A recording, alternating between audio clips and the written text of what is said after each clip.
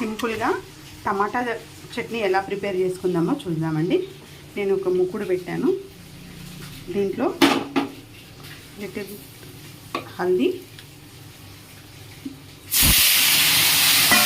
టమాటాలు మొత్తం వేసి కలుపుకుందామండి. టమాటాలు మొత్తం ఇలా మగ్గనివ్వాలండి. ఒక 20 మినిట్స్ టైం పడుతుంది. మనము టమాటాలు మంచిగా మగ్గుతున్నాయండి. ఇలా మగ్గుతున్నప్పుడే ఈ చట్నీకి తగినంత చింతపండుని కూడా మనం యాడ్ చేయాలండి.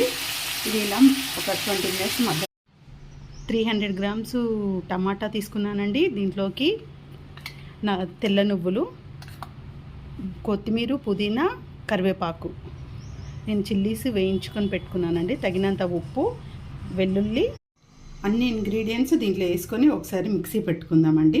మిక్సీకి వేసానండి.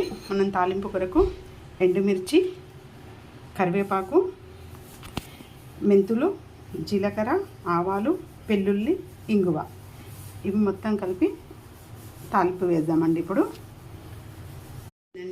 కావాల్సినంత ఆయిల్ తీసుకున్నాము. ముందుగా దీంట్లో మనము వెల్లుల్లి రెబ్బలు,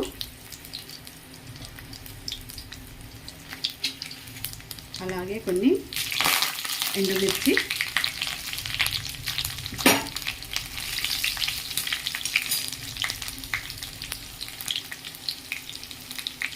మెంతులు, ఆవాలు, జీలకర్ర, ఫైనల్గా కరివేపాకు, కొంచెం ఇంగువ.